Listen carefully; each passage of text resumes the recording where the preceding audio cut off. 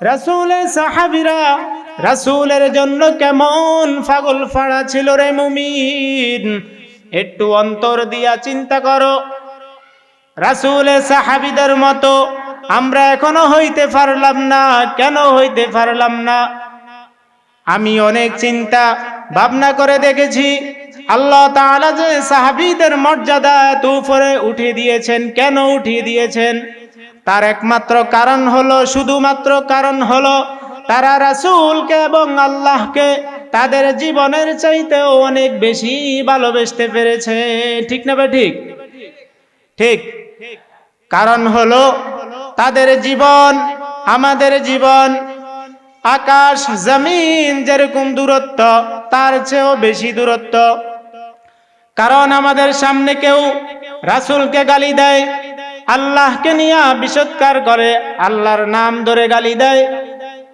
কিছুদিন আগে ফেসবুকে যারা ইউজ করেন সবাই দেখেছেন, একজন আবুল সরকার নামক বাউল, আউল ফাউল বাউল, তারা রাসূলকে এবং আল্লাহকে, শুধু আল্লাহকে না, আল্লাহ তাআলার পবিত্র কালামুল্লাহ শরীফ কোরআনকে এইভাবে নিকৃষ্ট ভাষায় এইভাবে গালিগালাজ করেছে। নাউজুবিল্লাহি মিন যালিক। কোন মুমিন মুসলমানের মুখ দিয়ে এমন কথা উচ্চারণ করা দূরের কথা, চিন্তা করবে কল্পনাও করতে পারে না, এমন কথা বলেছে। নাউজুবিল্লাহ। অথচ বর্তমান যুগের কিছু সুশীল সমাজ তাদের পক্ষ নিতেছে। তারা বলতেছে যে তারা একটু ভুল বলেছে, সমস্যা নাই, তাদেরকে মাফ করে দেওয়া হোক, তাদেরকে ছেড়ে দেওয়া হোক। মানিকগঞ্জে আপনারা দেখেছেন, মানিকগঞ্জের মধ্যে তাকে ফিটিয়ে জনগণ যখন আল্লাহর নামে এরকম খারাপ মন্তব্য, বাজে মন্তব্য করেছে, মানিকগঞ্জের মানুষ তাদেরকে ফিটিয়ে পানির মধ্যে ফালাইছে। এবং শুধু তাই নয়, তাদেরকে পুলিশের হাতে দিয়ে দিয়েছে। আমি সরকারের কাছে একটাই আবদার জানাতে চাই, যেই বাউল আমার আল্লাহকে নিয়া, আমার রাসূলকে নিয়া, কোরআনকে নিয়া এইভাবে বিসৎকার করলো, খারাপ মন্তব্য করলো, ওই বাউলকে জনগণের সামনে এনে ফাঁসির কাস্টে ঝুলানো হোক। সবাই একমত? লা ইউমিনু আহাদুকুম হাত্তা আকুনা আহাব্বা ইলাইহি হাত্তা আকুনা আহাব্বা ইলাইহি মিন ওয়ালিদিহি ওয়া ওয়ালাদিহি ওয়ান নাসি আজমাইন। রাসূলুল্লাহ সাল্লাল্লাহু আলাইহি সাল্লাম বলতেছেন, তোমরা ওই পর্যন্ত প্রকৃত মুমিন হইতে পারবে না যতক্ষণ পর্যন্ত তোমরা তোমাদের সন্তান সন্ততি, পরিবার পরিজন, এমনকি পৃথিবীর সকল মানুষ থেকে অধিক বেশি আমি রাসূলকে তোমরা পছন্দ না করবে, ভালো না বাসবে, এতদিন পর্যন্ত তোমরা প্রকৃত মুমিন হইতে পারবে না। এক হাদিসের মধ্যে আছে, আল্লাহর রাসূল হযরত ওমর রাদিয়াল্লাহু তাআলা আনহুকে হাত ধরে এভাবে হাঁটতেছে আর বলতেছে, জিজ্ঞাসা করতেছে, হে ওমর, তুমি আমাকে কতটুকু ভালোবাসো?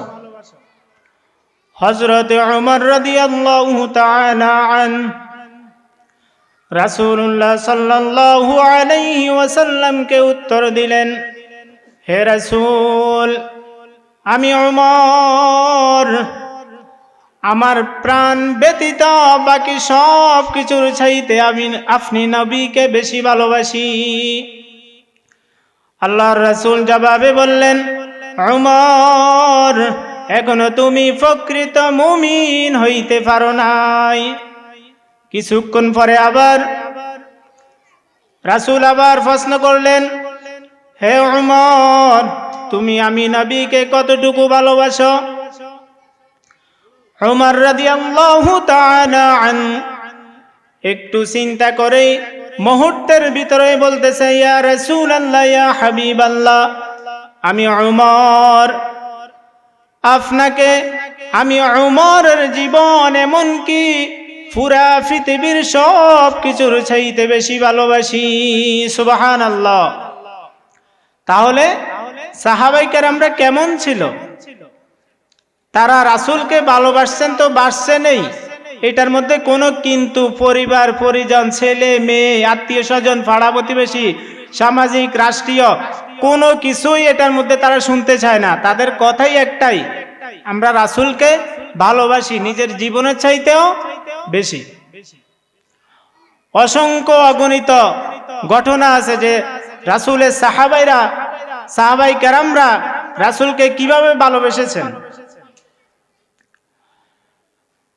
উহুদের ময়দানে যখন যুদ্ধ শুরু হয়ে গেল, যেই রাসূলের শরীরের মধ্যে মাছি মশা এমনকি কোন জীব জন্তু কিছু আঘাত করবে এটা হারাম, ওই উহুদের ময়দানের মধ্যে কাফেররা রাসূলকে এমন ভাবে আঘাত করেছে, রাসূলের শরীরের মধ্যে লোহা ঢুকে গেল।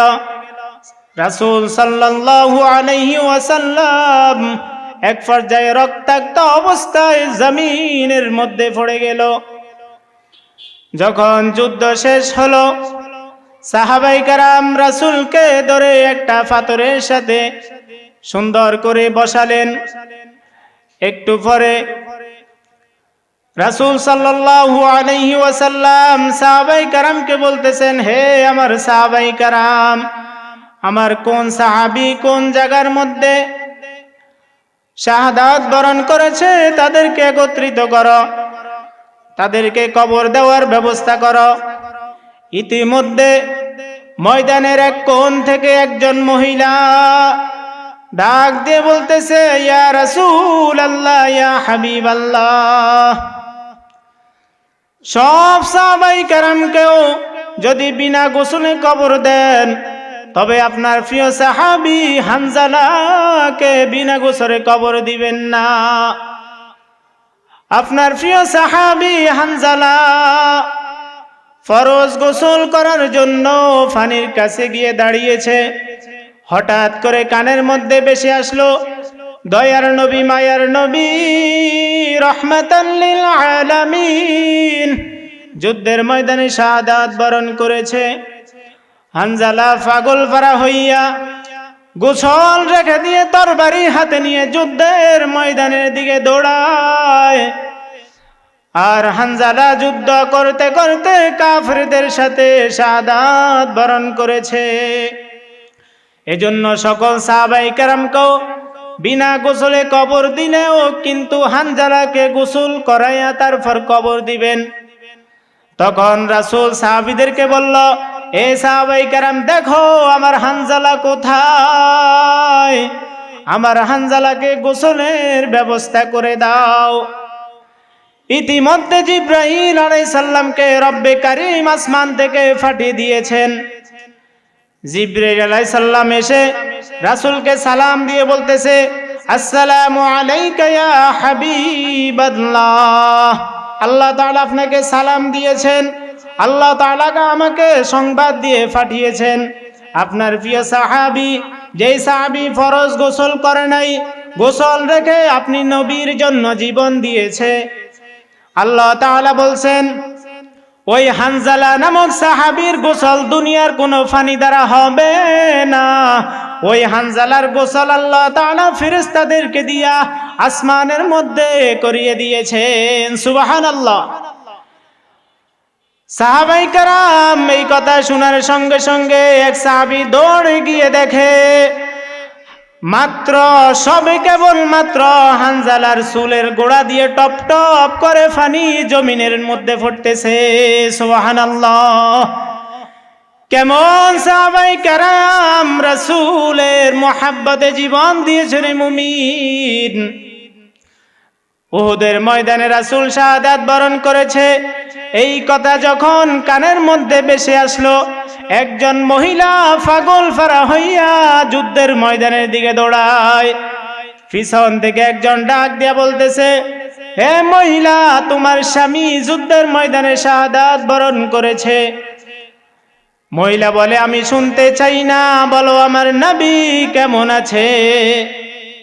একটু দূর আবার যাওয়ার পরে আরেকজন ডাক দিয়ে বলতেছে, হে মহিলা, তোমার সন্তান যুদ্ধের ময়দানে শাহাদাত বরণ করেছে। মহিলা বলে, আমি শুনতে চাই না, বলো আমার নবী কেমন আছে। একটু দূর আবার যাওয়ার পরে আরেকজন ডাক দিয়া বলতেছে, হ্যাঁ মহিলা, তোমার ভাই যুদ্ধের ময়দানে শাহাদাত বরণ করেছে। মহিলা বলে, শুনতে চাই না, বলো আমার নবী কেমন আছে। আমরা যে তার আদরের উম্মত, উম্মতের করলাম কি। মহিলা যখন যুদ্ধের ময়দানে উপস্থিত হলো, তখন যখন রক্তাক্ত শরীর নিয়ে রাসূলকে দেখলেন, ডাক দিয়া বলে, ইয়া রাসূলুল্লাহ, ইয়া হাবিবাল্লাহ, আমার স্বামী ইন্তেকাল করেছে, আমার ছেলে ইন্তেকাল করেছে, আমার ভাই ইন্তেকাল করেছে, শাহাদাত বরণ করেছে, কিন্তু আমার মনের মধ্যে কোনো দুঃখ নাই, কোনো আফসোস নাই।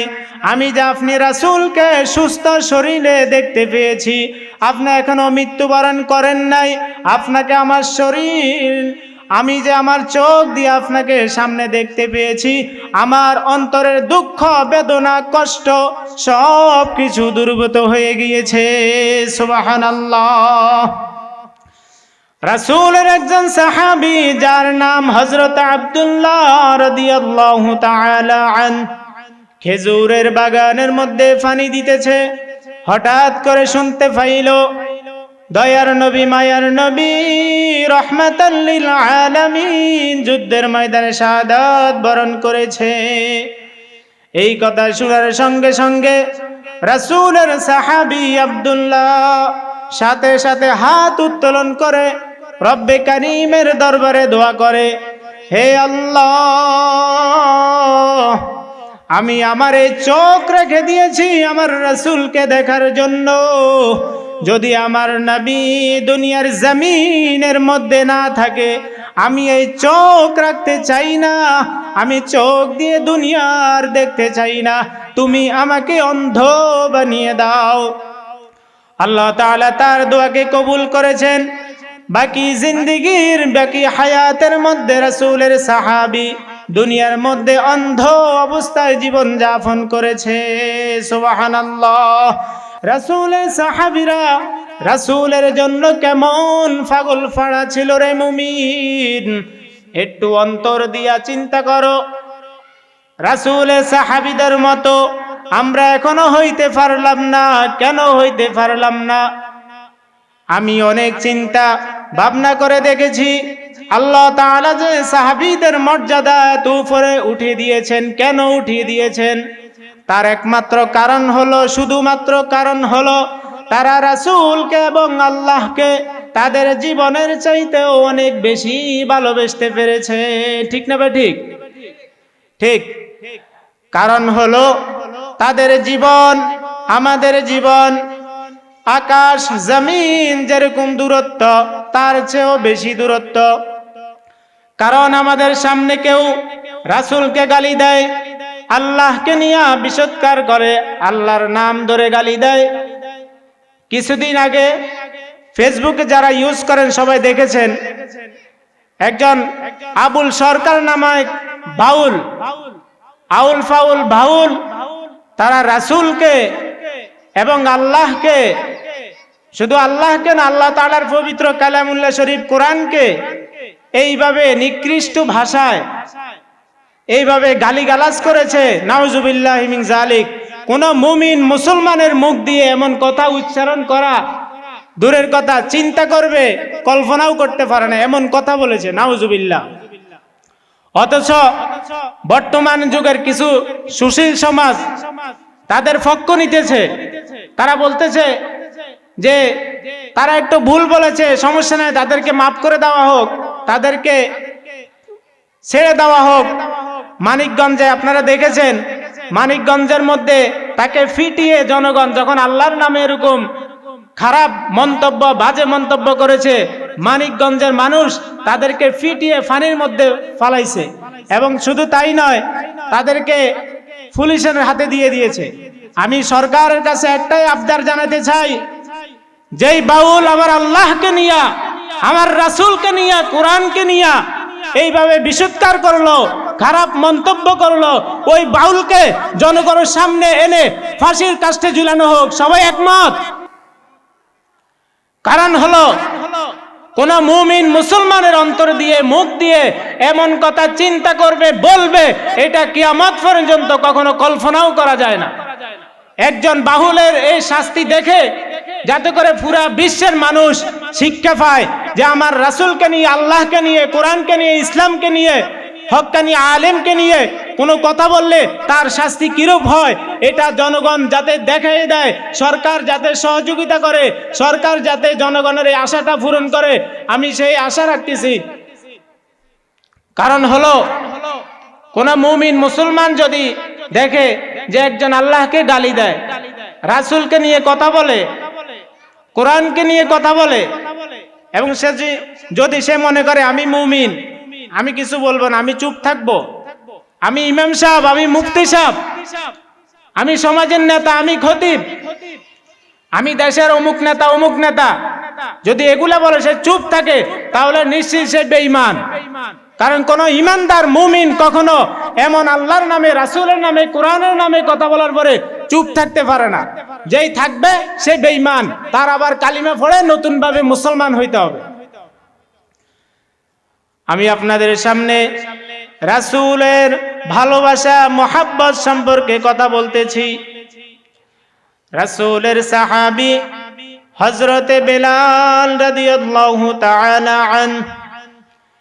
বেলাল এমন সাহাবী ছিল, যেই সাহাবী কালো, দেখতে সুন্দর না, কিন্তু রাসূলের কাছে, আল্লাহর কাছে বেলালের গ্রহণযোগ্যতা, ভালোবাসা অনেক বেশি ছিল। রাসূলের ইন্তেকালের পরে সাহাবায়ে কেরামরা সকলে বেলালকে বলল, হে বেলাল, আজান দাও। বেলাল বলল, এতদিন আমি আজান দিতাম, আজানের পরে আমার রাসূল ইমামতি করত, আজকে আমি কার জন্য আজান দিব? আমার রাসূল দুনিয়ার জমিনে নাই। হযরত আবু বকর থেকে বেলাল অনুমতি চাইল, বলল, হে আবু বকর, আমাকে অনুমতি দিন, আমি মদিনায় আর থাকতে চাই না।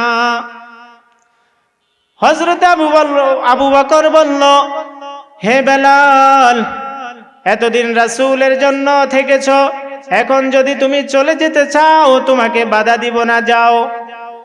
তখন হযরতে বেলাল রাদিয়াল্লাহু তাআলা আনহু মদিনা ছেড়ে দামেস্কের মধ্যে চলে গেল। কোন কিতাবের মধ্যে এসেছে 2 মাস, কোন কিতাবের মধ্যে এসেছে 2 বছর।